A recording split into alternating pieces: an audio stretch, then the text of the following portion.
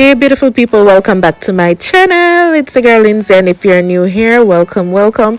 So today, as you can tell by the title, we'll just be doing a simple high puff. Now you can never go wrong with a high puff. This is my go-to style. But before we get into it, guys, make sure you hit that subscribe button down below and turn on your post notifications. Thank you.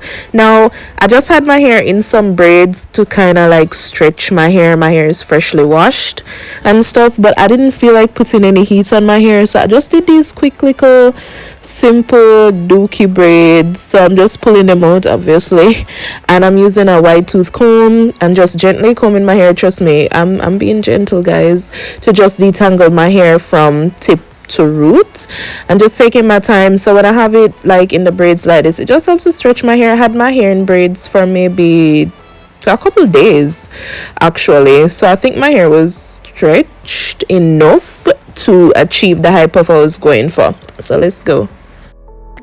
Alright guys, I was gonna go for just a simple slick high puff, but I kind of wanted to add a little razzle dazzle, a little jazz, so I decided to put something fun at the front. I don't know where I got this idea from. As always, if you've been watching me for a while, you know, half the time I don't know what I'm going to do with my hair. I just set my hands to the work and something happens. So I just decided to put two twists at the front. So as you see I'm just parting out kind of like a bang section.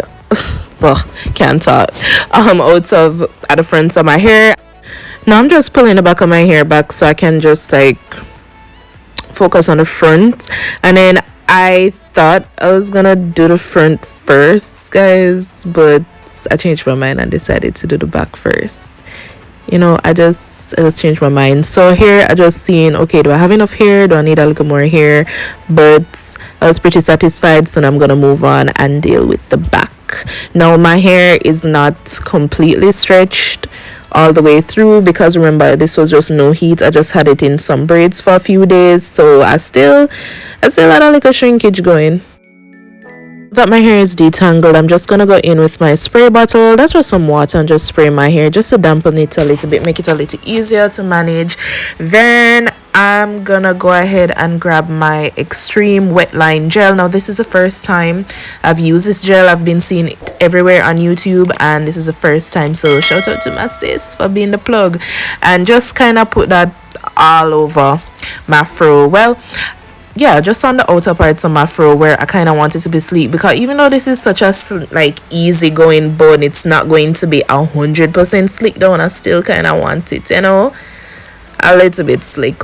So I'm just gonna use my brush and brush it down, and I use this ribbon that I found. I didn't have a shoelace or a headband big enough for the type of puff I wanted, so I got this ribbon. Shout out to my sister again, the plug.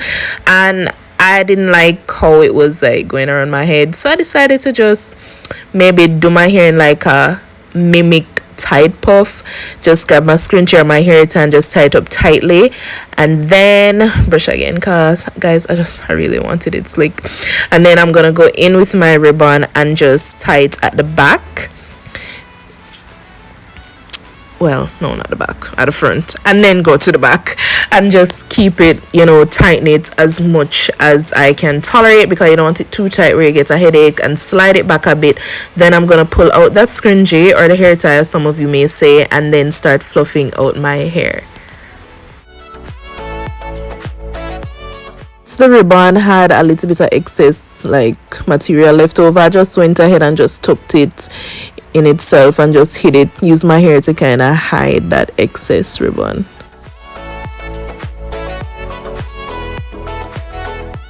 Then I'm gonna use my pick and just pick out the fro a little bit, you know, just, you know, a little more volume. Now we're moving on to the front. So I just parted the front section in two, because we're just gonna do two simple twists at the front. And I'm sorry guys if I'm looking off to the side, it's because my mirror is over there, and well, so I'm looking off to the side. So now that we've like parted off, I'm just gonna take the first half. I'm gonna grab a rubber band, which I did put a little oil on it so it causes less breakage when I'm removing it, and wrap it around that piece. So here I'm gonna pull on it a little bit just to, you know, make it a little neater. And then I'm just gonna do a simple 2-strand twist all the way down to the end. Nothing crazy, nothing fancy, just a simple 2-strand twist. And then the reason why I put the rubber band at the end closer to the root is because when I twisted it by itself, I didn't really like the puffiness. I kind of wanted it to be a little bit like neater. And then I just went ahead and added another rubber band. Yes, all my rubber bands, guys, I put them in oil before I put them in my hair. I put it at the end of the twist and kind of just, you know, have it coiled a little bit at the end, because as I said before, just twisting it by itself, I didn't like that puffiness that was there at the root. So just by doing this helped to just keep it down a little bit. Then I added another one to the end and we're good. Take my got to be glue gel and then I'm just gonna use that to just slick down my edges a little bit. Now guys, this heat did not want me to be great. You don't need to do this part if you don't want to. You don't have to slick down the edges. It's just my personal preference.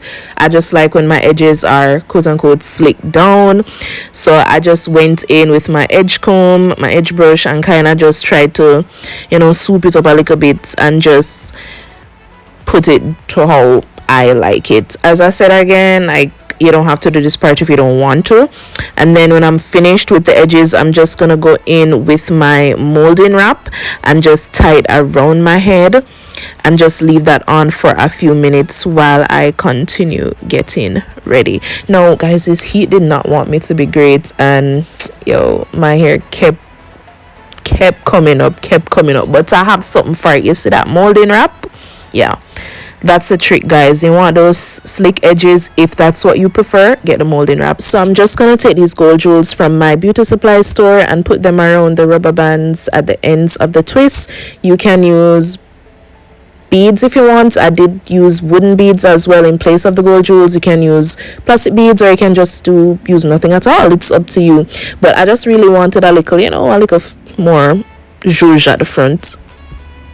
Alright guys, so now I'm gonna remove the molding wrap, and yeah, I just tore it. I couldn't bother.